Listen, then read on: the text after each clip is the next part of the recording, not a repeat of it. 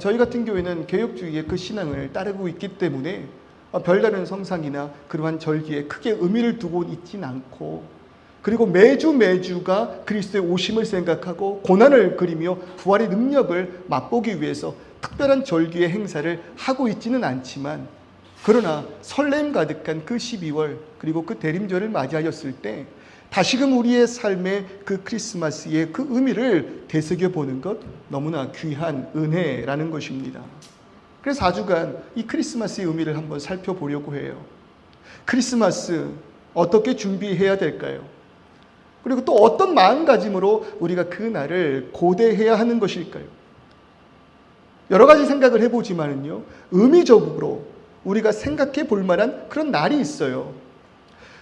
한국 사람들은 이게 은혜인지 모르겠지만 성경에 등장하는 이스라엘 민족과 일정 부분 그 역사를 공유할 수 있는, 그 의미를 생각해 볼 수 있는 그런 민족입니다. 왜요? 네.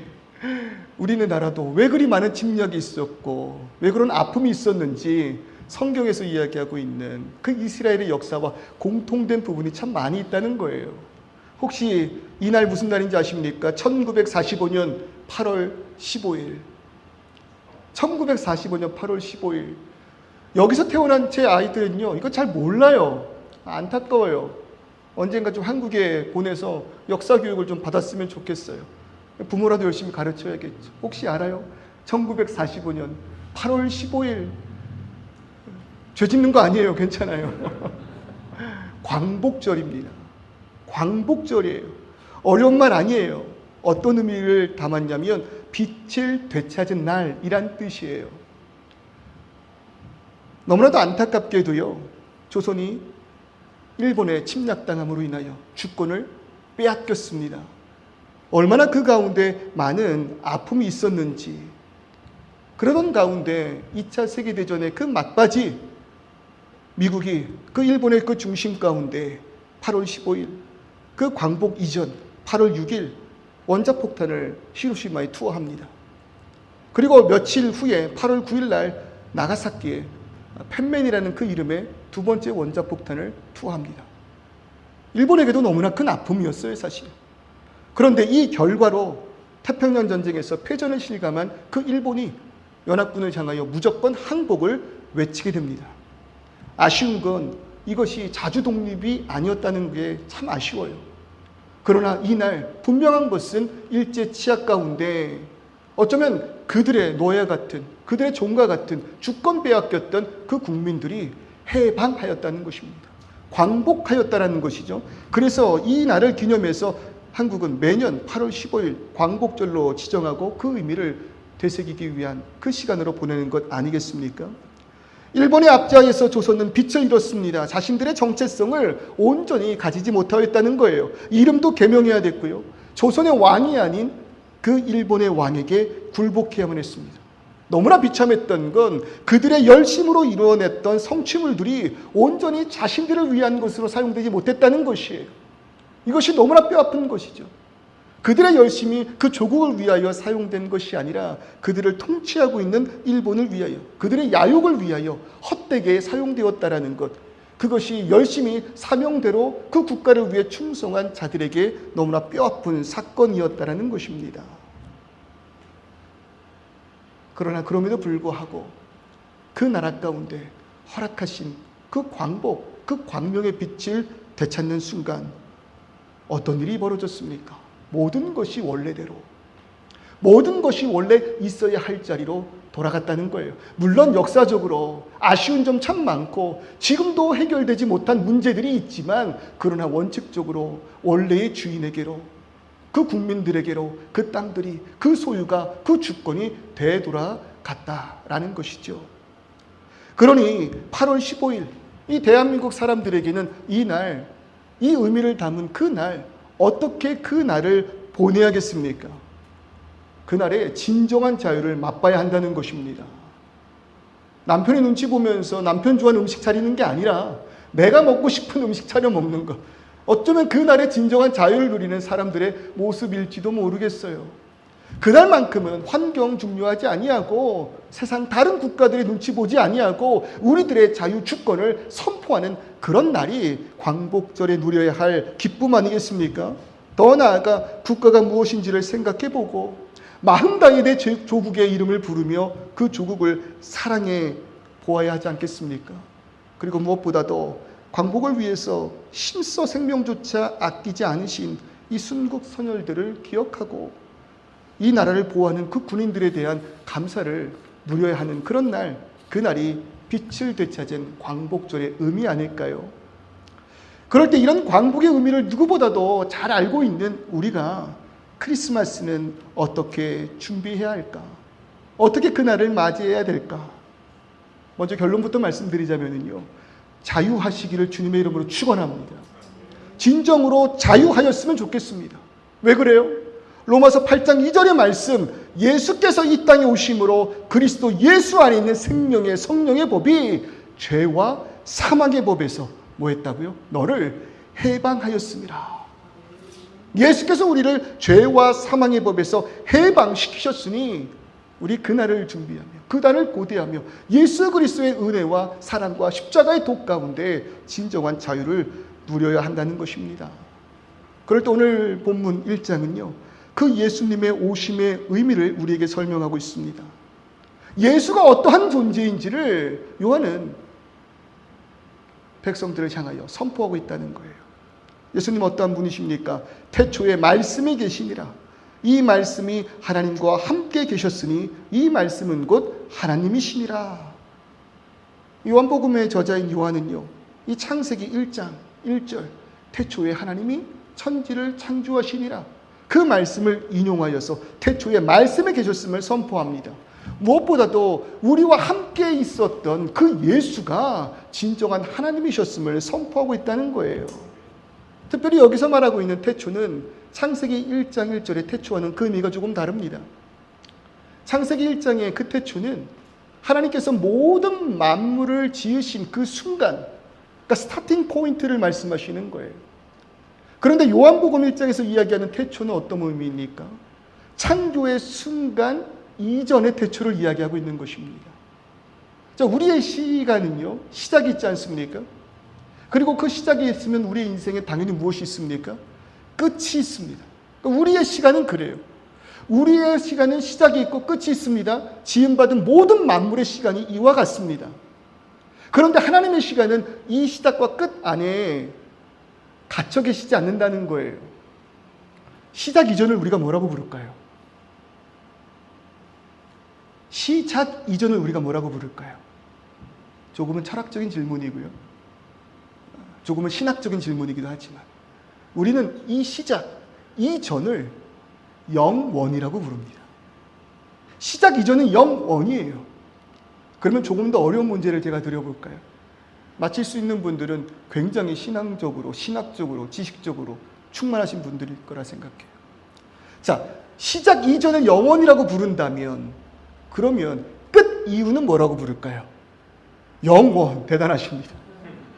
끝 이후는 뭐예요? 영원이에요. 그래서 우리가 하나님을 어떻게 고백합니까? 영원 가운데 계신 하나님. 이게 이런 의미라는 거예요. 우리가 이 땅 가운데 존재하기도 이전에 하나님은 함께 하셨습니다. 하나님은 존재하셨습니다. 그것이 영원부터 영원까지 계신 하나님이시라는 거죠. 고작 우리는 그 시간 가운데 어떠한 순간에 시작했고 어떠한 가운데 그 삶을 마쳤을 뿐인데, 그러한 우리가 어떻게 시간과 공간과 모든 것을 초월한 하나님에 대하여 함부로 이야기할 수 있겠냐 이것입니다.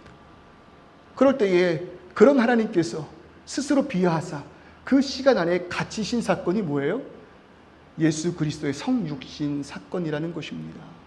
요한은 지금 그것을 이야기하는 거예요. 그 예수가 하나님이심을 선포하시며 그가 오심의 의미가 얼마나 위대한지, 이것은 다음 주에 이 삼위일체의 교리와 조금 더하여 설명을 해보도록 할게요. 다음 주에 꼭 오셔야지 이 비밀을 우리가 다시 한번 묵상할 수 있을 거라고 생각합니다. 하나님이시며 창조주이시고 영원 속에서 무한하신 예수께서 이 땅에 오셨습니다. 무엇을 위하여 오셨을까요? 다른 것 아닙니다. 그 안에 생명이 있음을 이야기하고 있습니다. 4절의 말씀, 그 안에 생명이 있었으니 이 땅 가운데 오신 영원이셨던 그분이 그 시간 안에 종속되사 우리를 위하여 스스로 비하하신 그분이 가지고 오신 것이 무엇이냐? 다른 것이 아니라 빛이셨다는 것입니다. 그 빛은 생명을 말하고 있다는 것입니다. 예수 그리스도 우리를 위하여 그 생명을 주시기 위해 이 땅 가운데 오셨다고 요한 선포하고 있는 것입니다. 혹시 이 드라마 보셨을까요? 해방일지라는 드라마 혹시 보셨습니까? 네, 보신 분 많진 않으시네요. 목사님, 제가 시간이 제일 많고 제일 세속적인가 봐요. 하도 좋다고 해서 이 드라마를 보았습니다. 다른 내용들은 잘 기억이 나질 않아요. 그냥 주인공이 저랑 비슷하게 생겼다는 것. 근데 좀 웃어주세요. 너무 정색하시면 괜히 마음에 상처있고 하니까. 죄송해요. 저도 다 알아요. 여러 가지 기억은 잘 안 나는데 기억나는 대사 하나가 있습니다. 그 드라마 가운데 주인공이었던 연미정이라는 캐릭터의 대사였어요. 이런 대사였어요. 어려서 교회 다닐 때 기도 제목 적어내는 게 있었는데 애들이 쓴 것 보고 이런 걸 왜 기도하지? 성적, 원하는 학교, 교우관계? 고작 이런 걸 기도한다고? 신한테? 신인데? 난 궁금한 거 하나밖에 없었어. 나 뭐예요? 나 왜 여기 있어요? 혹시 이 대사 기억하십니까? 정말 깊은 울림이 있더라고요.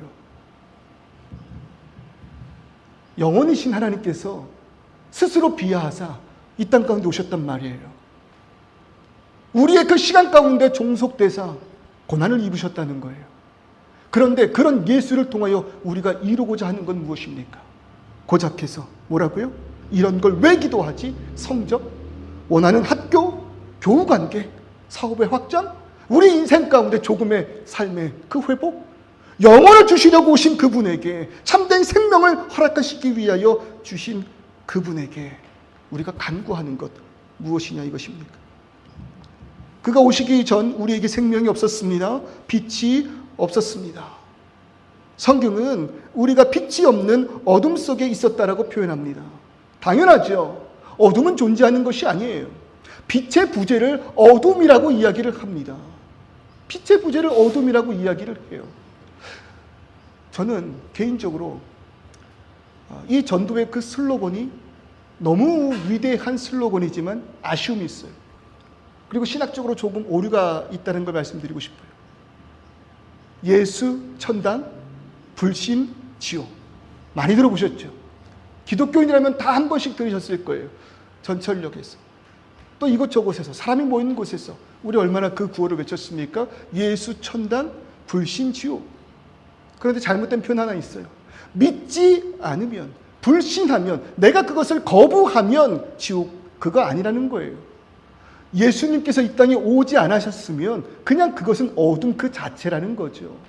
내가 선택함으로 인하여 어둠으로 나아가는 것이 아니라 빛이 없는 그 상태를 어둠, 우리가 예수를 믿지 않으면 그냥 그 삶 자체가 어둠 속에 종속되어 있다는 거예요. 빛이 없는 세상이기 때문에 어둡습니다. 다른 것을 바라볼 수가 없어요. 그럴 때에 성경에서 어둠은요, 악한 것과 무지를 뜻합니다. 악한 것이 뭐예요? 여러 가지 의미가 있겠지만 분명한 것은 하나님과의 분리를 성경은 악하다라고 표현합니다. 성경에서 이야기하는 죄는 우리의 좌범죄격인 어떤 행위를 말씀하고 있는 것이 아니에요. 원죄의 그 의미는 무엇이냐? 하나님으로부터의 분리된 모습. 그러니 성경에서 말하고 있는 죄는 관계적인 의미로 해석될 수 있다는 겁니다. 내가 왜 죄인입니까? 우리 그렇게 이야기해요. 가장 불편한 이야기가 그것이에요. 당신은 죄인입니다라는 그 한마디에 화를 낼 만큼 우리는 그런 표현들을 불편해합니다. 근데 성경이 이야기하는 건 당신 너무 악해. 그 삶 가운데 너무나도 악한 일들을 많이 했어. 범죄하였고, 사람을 때렸고, 도둑질했고, 사기를 저질렀어. 그런 의미로서 이야기하는 것이 아니라 성경이 말하고 있는 죄의 특별한 그 의미가 무엇이냐면 당신은 하나님을 알지 못해. 하나님으로부터 분리되었어. 그것이 성경이 말하고 있는 죄의 본뜻이라는 겁니다. 그러므로 인하여 우리의 삶은요, 어떠한 순간에도 선함으로 나아갈 수 없게 되었다는 거예요. 노아 시대의 사람들의 악함의 모습이 무엇입니까? 그들이 마음속으로 생각하고 계획하는 모든 것이 악하다는 거예요.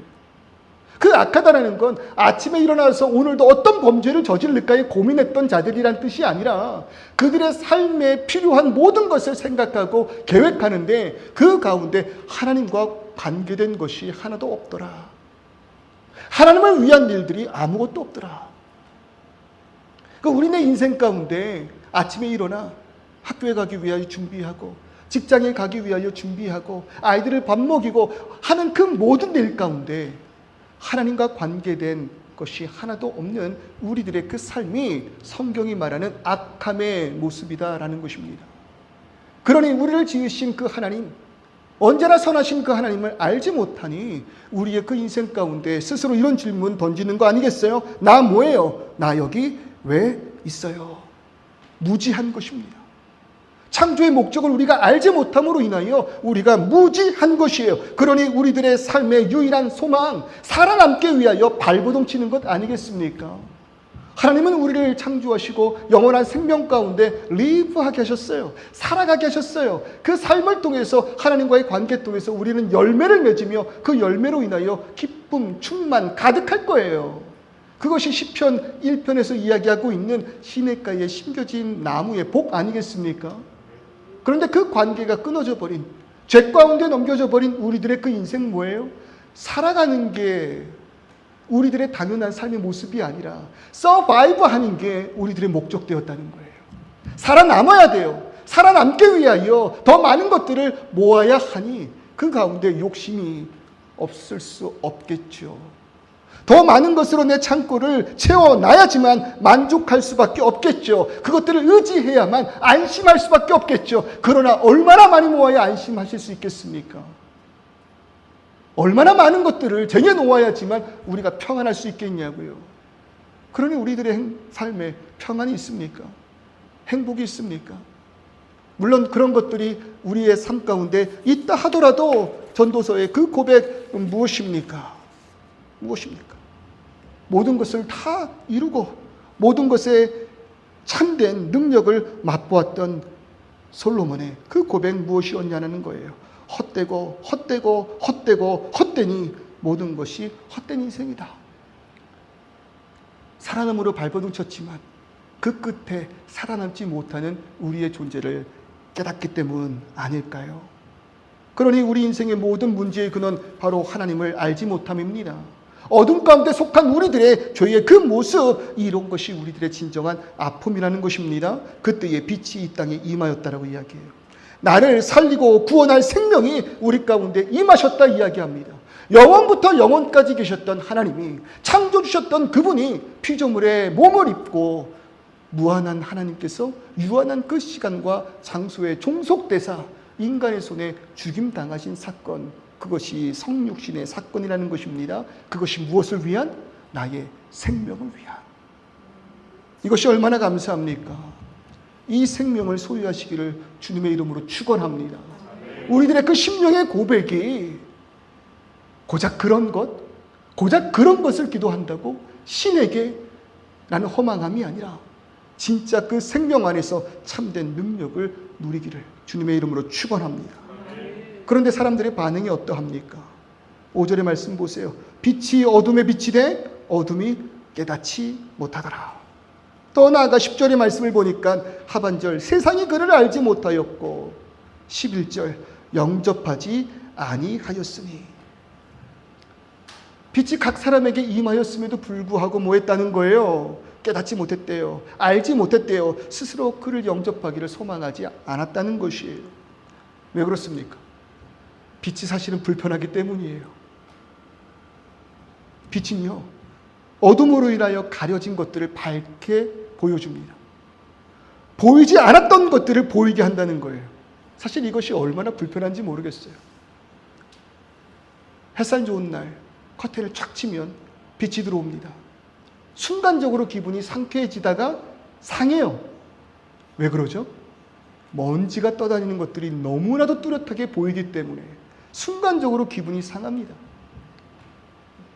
제가 지금 다시 청소를 시작했어요. 나름 깨끗하게 한다고 열심히 일을 해요. 그것이 제 도리이니까요. 근데 인스펙션 오신 매니저 분께서 그냥 보시면 되는데 그 구석구석을요, 손전등을 비춰서 확인하십니다. 왜 그렇게까지 해야 되는지는 모르겠어요. 저는 분명히 최선을 다했거든요. 근데 손전등을 비치는 순간 먼지들이 보여요. 그리고 저를 한번 쳐다봐요. 그럼 저는 고개를 끄덕여요. 빛이 뭐예요?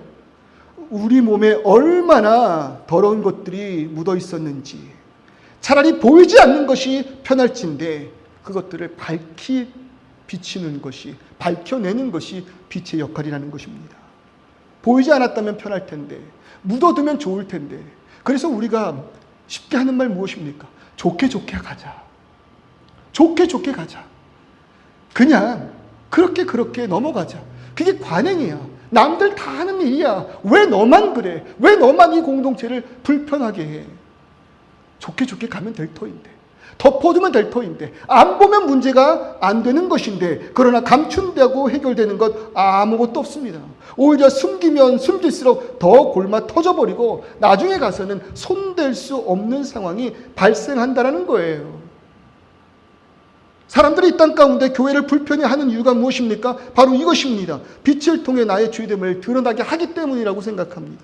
말씀을 통해서 마음에 찔림이 있게 합니다. 나는 나름 선한 인생을 살아왔다고 생각하는데 하나님 알지 못하는 그 인생이 악하다라고 말하니 그것이 나의 그 심령 가운데 불편함을 허락한다는 거예요. 그러나 그 아픔은 기억하시길 바랍니다. 나를 정죄하기 위한 아픔이 아닐 줄 믿습니다. 병원에 가서 피 검사를 해요. 소변 검사를 해요. 그리고 돌아서서 그 결과가 나오는 날까지 나이가 들면 들수록 어떠합니까? 불안해집니다. 불안해져요. 저에게도 지병이 좀 있습니다. 10대 때부터 지금까지 꾸준히 약을 먹는 지병이 있어요. 심각한 것은 아닙니다. 6개월에 한 번씩 소변 검사, 피 검사를 해야 돼요. 근데 어렸을 때는 검사도 잘 안 했고 약을 먹으라고 해도 잘 안 먹었어요. 근데 조금씩 나이를 먹다 보니까 얼마나 불안한지. 아니야, 괜찮아. 하나님 나에게 주신 사명이 있는데 나 쉽게 그렇게 데려가지 않으실 거야. 확신을 가지고 나아가지만 의사 선생님을 다시 만나는 그 시간 얼마나 불안한지 몰라요. 그래서 그 불안함을 회피하기 위하여 검사를 안 받습니다. 그러면 마음이 편해집니다. 그죠? 다만 어느덧 나의 몸은 서서히 죽어가고 있다는 거예요. 그것을 알지 못해요. 적절한 시기를 깨닫지 못한다는 거죠. 왜 이제 오셨어요? 그 말 한마디에 우리의 심령이 얼마나 무너집니까? 빛이 우리 가운데 비칩니다.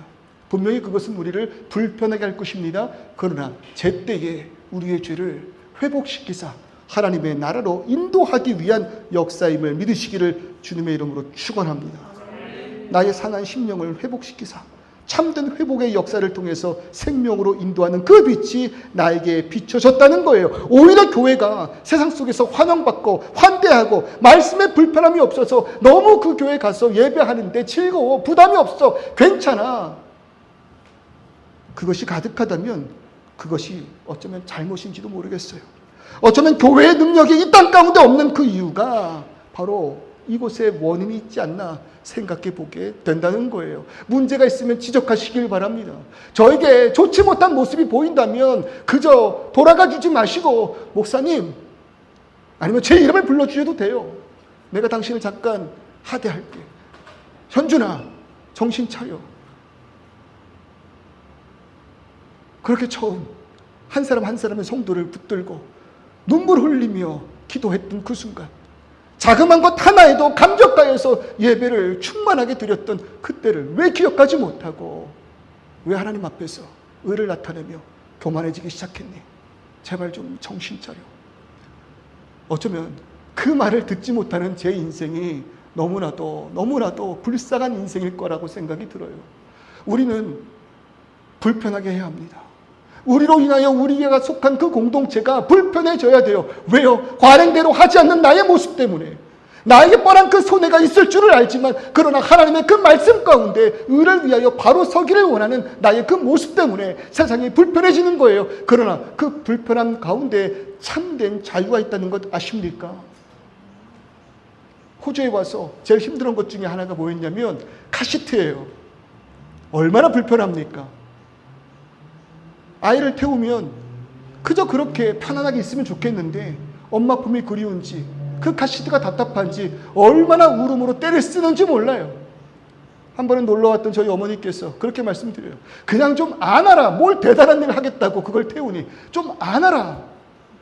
너무 많이 우니까요. 너무 많이 우니까요. 그래도 안 돼요. 습관 들여놔야 돼요. 그 불편함이 그 아이를 지킬 거예요. 진리라는 것이 그러한 것일 줄 믿습니다. 하나님의 말씀이 때론 우리를 불편하게 하고 우리를 빛으로 비춰주셨을 때 나의 죄가 드러나기에 그것을 회피하려고 하지만 그 빛 안에 나아가는 우리들의 그 삶 가운데 진정한 생명의 자유가 있다는 것입니다. 성경 공부를 하는데요, 어떤 친구가 이런 질문을 해요. 목사님, 그 빛에 대한 이야기 잘 들었어요. 그 설교 너무나도 감명 깊게 잘 들었어요. 그런데 생각을 해보니까요, 나는 구원받지 못한 것 같아요. 나는 빛 가운데 있는 것 같지가 않아요. 왜? 그 삶 가운데 그 어떤 것도 하나님의 말씀대로 나아가려고 하지 않는 제 자신을 발견했어요. 디모데후서 1장 7절에서 이렇게 말씀하셨잖아요. 하나님이 우리에게 주신 것은 두려워하는 마음이 아니라고. 그 빛이 나에게 비쳤다면 내가 그러하지 않아야 되는데 모든 순간이 걱정, 근심, 염려예요. 목사님, 그 빛이 저에게 없는 거 아니겠어요? 요한일서 2장 9절부터 10절 말씀, 빛 가운데 있다 하며 그 형제를 미워하는 자는 지금까지 어두운 가운데 있는 자요 말씀하셨는데 나는 그 형제를 사랑하지 못하잖아요. 그러니 나는 이 빛 가운데 임하지 못한 것 아니겠어요? 눈물을 흘리며 이런 이야기를 하더라고요. 그런데 그것이 빛 가운데 거한 증거임을 깨달으시기를 바랍니다. 왜요? 기준이 있잖아요. 어둠 가운데 내가 무엇을 잘못하고 있는지도 알 바 없는 인생 가운데 내 마음 가운데 불편함이 생겼잖아요. 하나님의 말씀이 내 안에 역사하심으로 인하여 잘못된 발걸음으로 나아가는 그 길에서 내 마음 가운데 말씀을 깨달아 기억나게 하사 성령 하나님께서 정말 그 길로 갈 거니 다시 한번 내 심령을 쪼개시는 그러한 음성을 우리가 기억하잖아요. 그것이 뭐라고요? 빛 가운데 거한 증거라는 것입니다.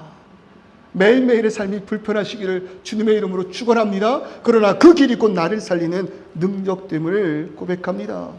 여러분, 빛은 피할 수 있는 것이 아닙니다.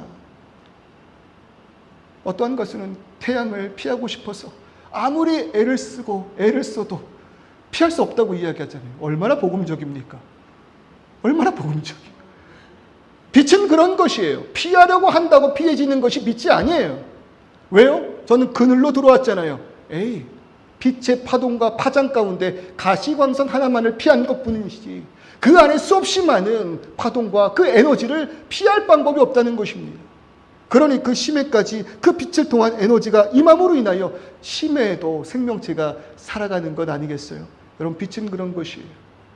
그것을 우리는 교리적으로 불가항력적인 은혜다라고 이야기합니다. 하나님이 나에게 빛을 비추시면 그 빛은 불가항력적으로 나에게 임하는 것이에요. 내가 피할 길이 없다는 것이죠. 세상 그 무엇도 이 빛을 막을 수 없으며 생명 주시는 은혜를 끊을 수 없을 줄 믿습니다. 심지어 죽음조차도 나를 향하신 하나님의 사랑을, 예수를 통해 허락하신 영원한 생명을 끊을 수 없다는 거예요. 우리는 죽음을 두려워합니다. 그러나 죽음조차도 하나님께서 나에게 허락하신 사랑을, 그 생명을 끊을 수 없다는 거예요. 로마서 8장 31절부터 35절 말씀입니다. 누가 능히 하나님의 택하신 자들을 송사하리요? 의롭다 하신 이는 하나님이시니 누가 정죄하리요? 죽으실 뿐이니라. 다시 살아나신 이는 그리스도니 그는 하나님 우편에 계신 자요 우리를 위하여 간구하시는 자시니라. 누가 우리를 그리스도의 사랑에서 끊으리요? 환난이나 곤고나 핍박이나 기근이나 적신이나 위험이나 칼이랴.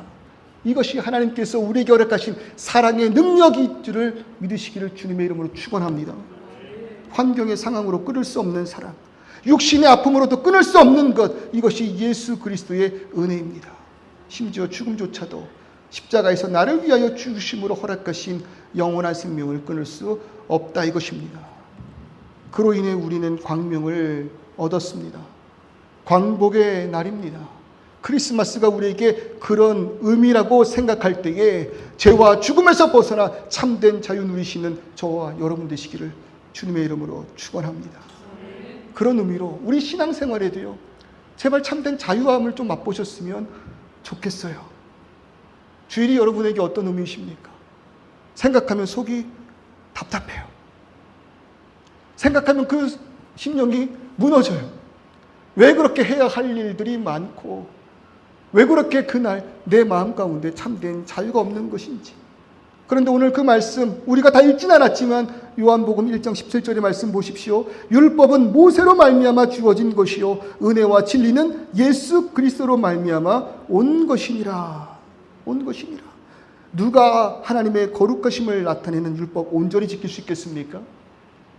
율법의 역할은 무엇입니까? 하나님의 거룩함을 나타내는 것이에요. 우리가 감히 그에게 임할 수 없다는 것을 깨달아 알게 하는 것이 율법이에요. 그러니 우리는 율법을 지킴으로 구원받지 않잖아요. 우리의 구원의 능력은 어디서 있습니까? 그런 나를 위하여 십자가에 못 박혀 죽으신 예수 그리스도의 보혈의 능력, 그것이 나의 구원의 능력 아니겠습니까? 그런데 그 은혜를 누리는 것이요, 죄인된 우리에게 참 힘들고 어렵다는 거예요. 무슨 말이냐면 무엇인가 하지 않으면 불안한 병에 우리는 걸려있다 이거예요. 율법이 아닌 그리스도의 십자가의 은혜가 우리를 구속하였다라고 선포하지만, 그래도 하나님 저 이것 해야 되는 거 아닙니까? 내 공로를 집어넣고 싶어 해요. 그럴 때에 교회에서 만들어내는 여러 가지 행사와 그 프로그램들, 여러분 너무나도 좋은 것입니다. 그것들을 위하여 우리가 옷을 입는 거예요. 격식을 차리는 거예요. 때로는 우리들의 겉모양이 내 안의 본질이 무엇인지를 나타내게 한다니까요. 그래서 말씀드렸잖아요. 이 시대에 그릇이 필요 없는 세상이다, 본질만이 중요하다고 말하지만 전혀 그렇지 않아요. 그릇 없이 본질을 담을 수 있을 리가 없잖아요. 제가 예를 든 게 무엇입니까? 장례식장에 가는데 검정색 정장을 입어요. 그것만으로 내 마음이 드러난다는 거죠. 장례식의 본질은 유가족을 위로하는 거야. 그러니까 옷은 아무렇게나 입고 상관없어. 누가 그렇게 이야기합니까? 옷을 그렇게 갖춰 입음으로 인하여 내 마음에 정성이 묻어나는 것 아니겠습니까? 그것이 그릇의 역할이에요. 그러나 과도할 필요는 없다는 거죠. 그럴 때에 교회가 그릇을 만들어요. 하나님을 더 알기 위하여. 믿음은 들음에서 나기 때문에 여러 가지 성경 프로그램을 통해서 우리를 교육시키고 훈련시켜요. 그리고 여러 가지 행사들을 통해서 우리들의 그 신앙이 올바른 길로 가고 있음을 깨달아 알게 해요. 그런데 그것이 곧 우리들의 신앙과 믿음의 증표는 아니라는 것이에요. 가장 무섭고 두려운 분들 누구인지 아십니까? 365일 눈이 오나 비가 오나 어떠한 순간에서도, 심지어 코로나였음에도 불구하고 새벽마다 교회 나오셔서 기도하시는 성도님 너무 귀해요. 이건 위트로 생각해 주시면 좋겠어요. 너무 무서워요. 그런데 돌아가시면서 문자를 보내세요. 목사님 오늘 안 보이시네요. 왜 그런 분들 항상 맨 뒷자리에 앉아 계시는지. 은혜의 자리는 앞자리인데 오늘 누가 안 왔고 누가 안 왔고 누가 안 왔고 누가 안 왔고. 그럴 때 여러분 숨 막히는 것 아니겠습니까? 왜 이거 안 하셨어요? 왜 이런 교육 안 하셨어요? 왜 이번에 이런 프로그램들 참여 안 하셨어요? 네, 물론 어떤 의미인지 우리가 분명히 알고 있습니다. 그것들을 향하여 잘 옷을 갖춰 입는 것으로 우리의 마음의 순정이 묻어나는 것 맞습니다. 그러나 하나님께서 주신 은혜가 그 안에 갇혀 있을 수 없다는 사실을 이 크리스마스를 통하여 깨달으시기를 주님의 이름으로 축원합니다. 마음껏 그 자유함을 누리십시오. 여행을 계획하는데 주일이 낍니까? 본교회에 나올 수 없습니까? 가까운 그 현지에 교회를 찾으셔도 괜찮다는 거예요. 왜요? 하나님의 은혜의 그 사랑의 능력은 우리를 그 삶의 어떠한 율법에도 구속할 수 없기 때문에.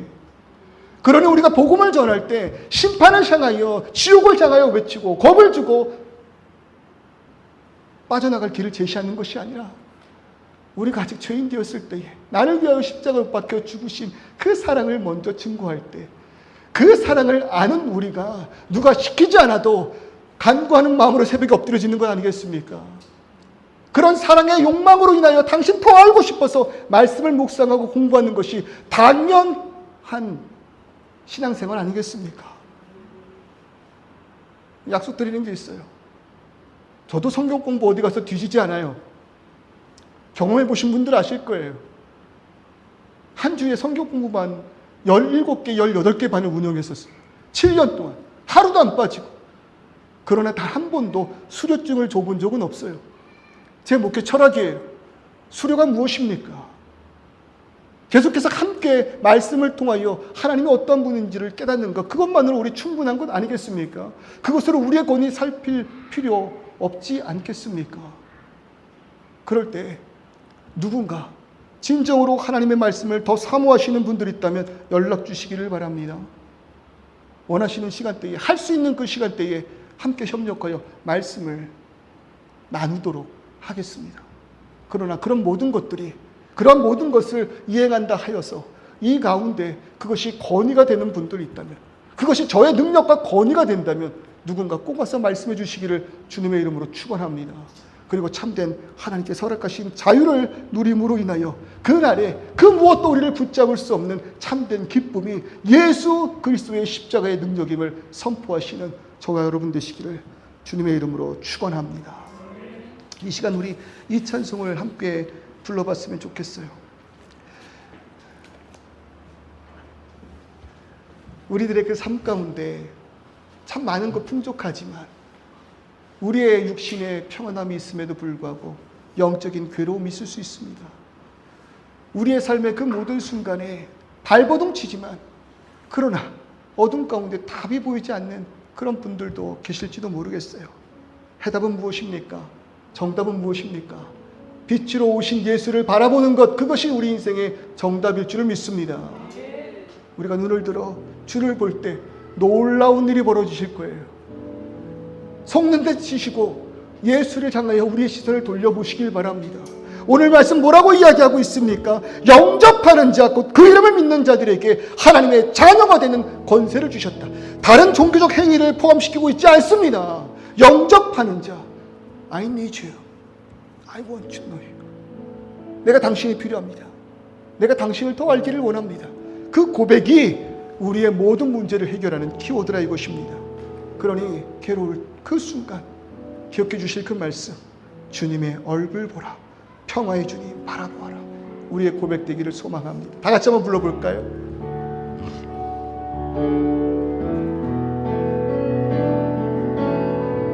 괴로울 때 주님의 얼굴 보라, 평화의 주님 바라보아라. 세상에서, 어둠 속에서 시달린 친구들아, 위로의 주님 바라보아. 뭐 한다고요? 눈을 들어 생명 대신 빛을 보라. 내 모든 염려 주께 맡기라. 주께 맡겨라. 슬플 때에 주님의 얼굴 보라. 사랑의 주님 안식주리라.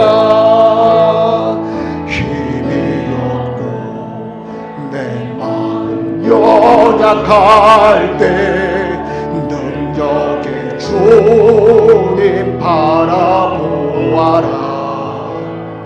주의 이름 부르는 모든 자는 힘주시고 늘 지켜주시니.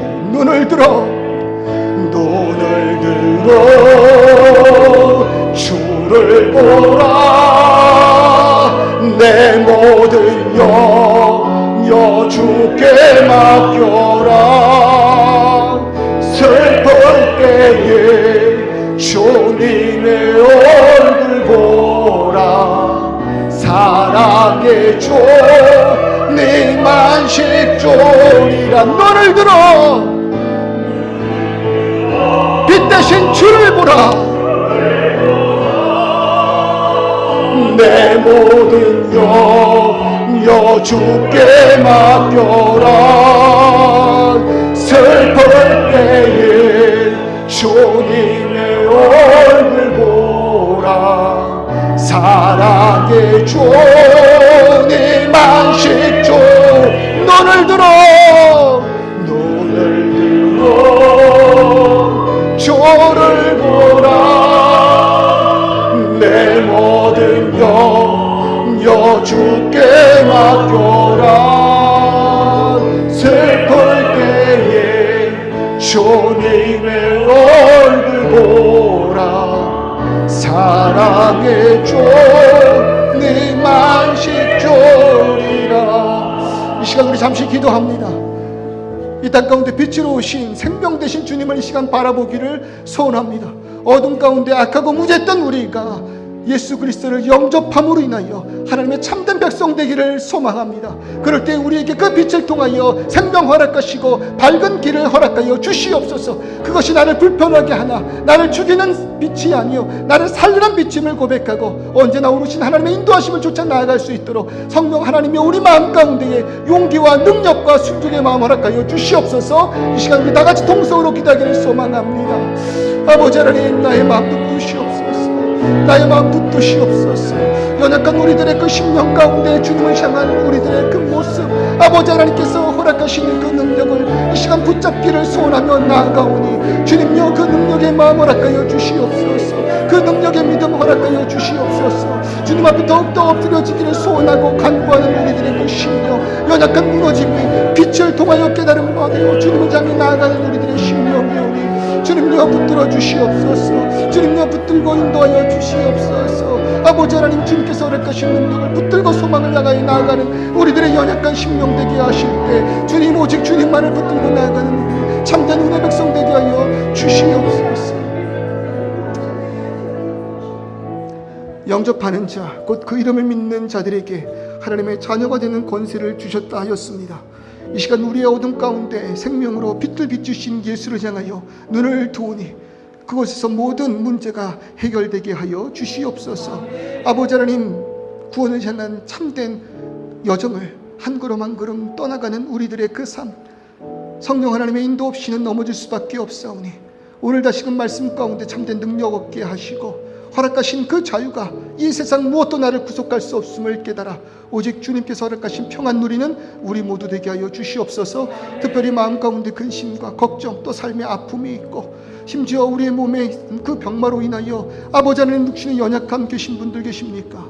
아버지 하나님, 죽음의 그 두려움 가운데 참된 자유를 누리지 못하고 신앙의 여러 가지 족쇄로 인하여 온전히 주님께서 주시는 평안 누리지 못하는 아버지 하나님 연약한 우리들의 심령이 있다면 다시금 빛을 비추시는 예수 그리스도 앞에 모든 것을 내려놓고 참된 자유를 맛봄으로 인하여 죽음조차도 끊을 수 없는 사랑을 이 시간 붙들게 하여 주시옵소서.